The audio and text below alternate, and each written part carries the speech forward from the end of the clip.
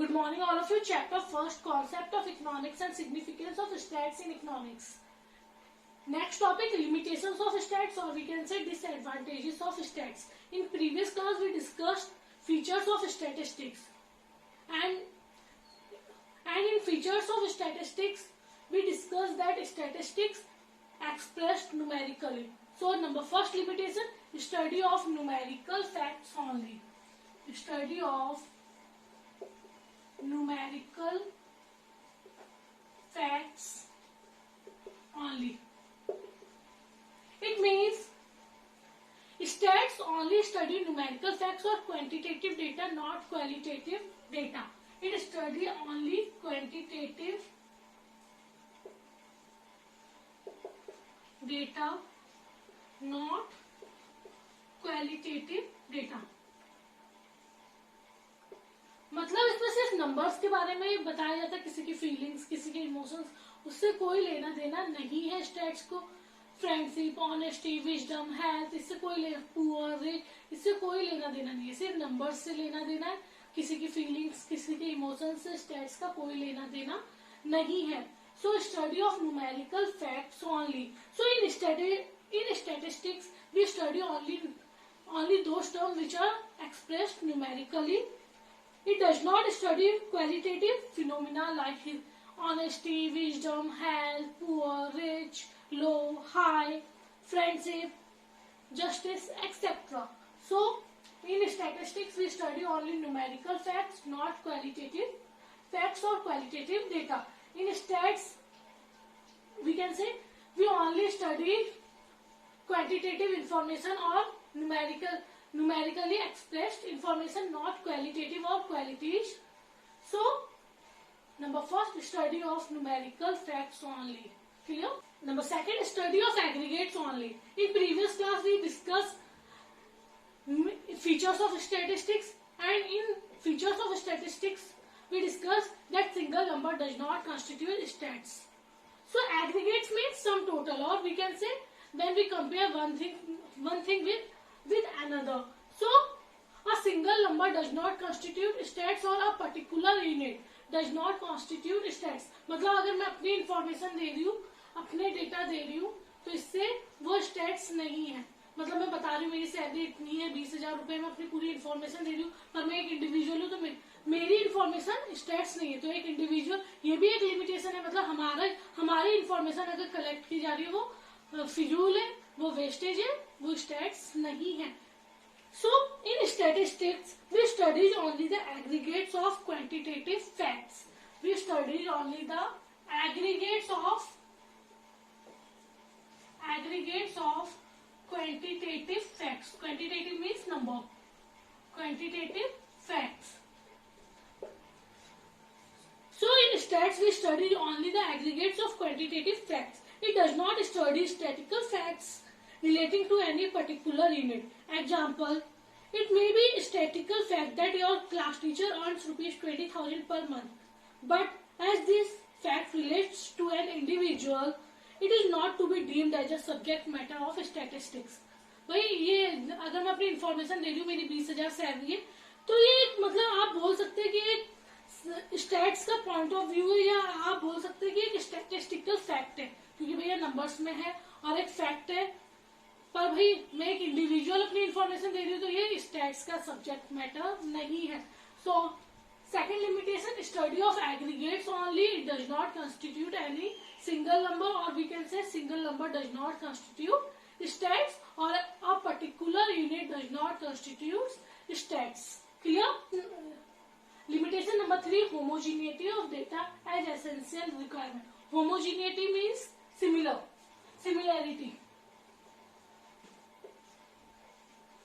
Similarity of data means we compare food grain with food grains, not cloth. अगर भैया मैं food grain का compare कर रही हूँ, तो मुझे फूड ग्रेन से ही करना है. मैं चावल का कंपैरिजन क्लोथ से नहीं कर सकती. मतलब डेटा का होमोजीनियस होना या सिमिलर होना जरूरी है. हम डिफरेंट प्रोडक्ट्स को कंपेयर नहीं कर सकते. So number third limitation, homogeneity of data and essential requirement. To compare data, it is essential that statistics are uniform in quality. मतलब जिस चीज का हम डेटा कलेक्ट कर रहे हैं वो uniform in quality quality means एक जैसे हूँ.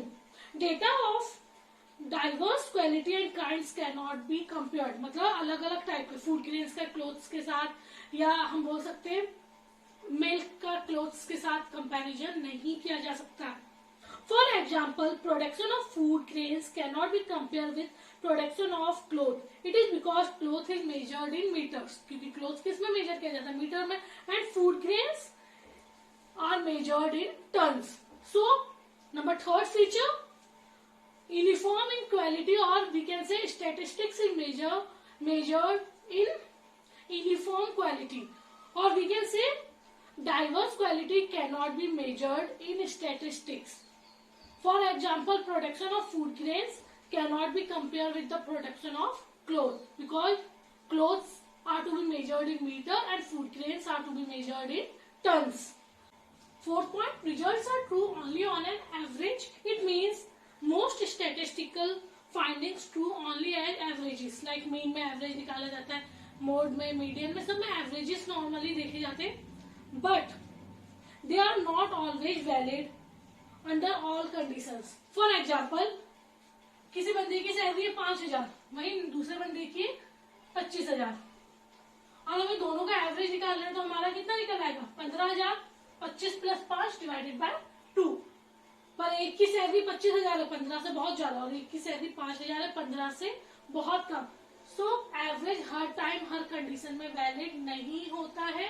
और नॉर्मली स्टैट्स में रिजल्ट्स कैसे होते हैं, एवरेज मेथड से, तो ये बहुत ज्यादा क्या बोल सकते हैं, करेक्ट नहीं रहता है average method. Most statistical findings are true only as averages. They express only the broad tendencies. They are not always valid under all conditions. For example, it is said that per capita income means per person income in India is rupees 50,000 per month. Per capita income मतलब हमने बोल दिया कि हर बंदे की income कितनी है, 50,000. हमने एवरेज निकाला और बोल दिया हर बंदे की 50,000 है, पर जानते ही है हर बंदे की 50,000 नहीं है. कोई ऐसे हैं जिनके पास तो 300-400 रुपए भी नहीं है. सो एवरेजेस से ऑलमोस्ट रिजल्ट्स आप ये बोल सकते हैं करेक्ट नहीं आते हैं.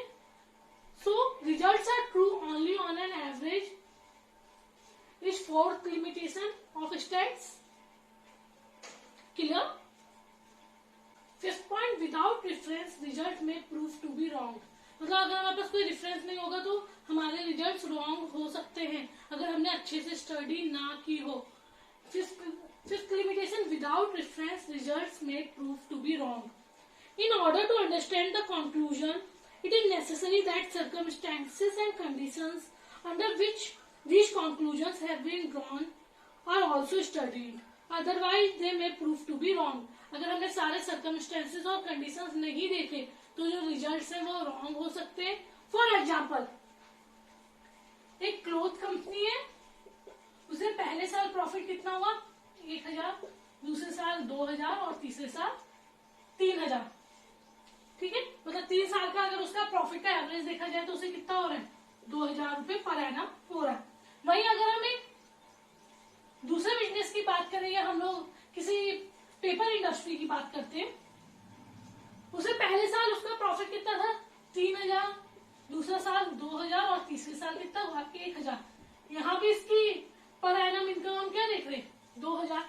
तो दोनों में डिफरेंस क्या है, क्लोथ इंडस्ट्री जहाँ प्रोग्रेस कर रही है, वहीं पेपर इंडस्ट्री का क्या हो रहा है, प्रोग्रेस धीरे धीरे क्या हो रहा है, खत्म होता जा रहा है, वो धीरे धीरे क्या होती जा रही है, डिक्लाइन होती जा रही है.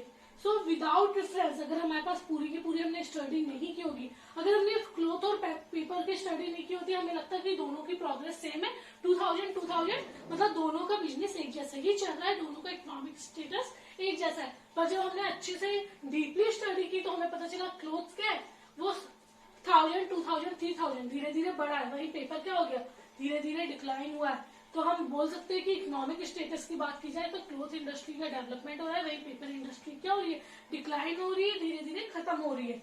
सो विदाउट रेफरेंस, अगर हमारे पास पूरी डीप स्टडी नहीं होगी, रिजल्ट्स में प्रूव टू बी रॉन्ग. हम ये नहीं, अगर हमने बोल दिया कि दोनों का क्या इकोनॉमिक स्टेटस एक से है, क्योंकि दोनों को ही हर साल कितने का प्रॉफिट हो रहा है, 2,000 का, तो ये गलत है. क्योंकि जब हमने डीप स्टडी की तो हमने देखा क्लोथ्स को तो प्रोग्रेस हो रहा है, पर पेपर इंडस्ट्री क्या हो रही है, धीरे धीरे डिक्लाइन हो रही है. क्लियर?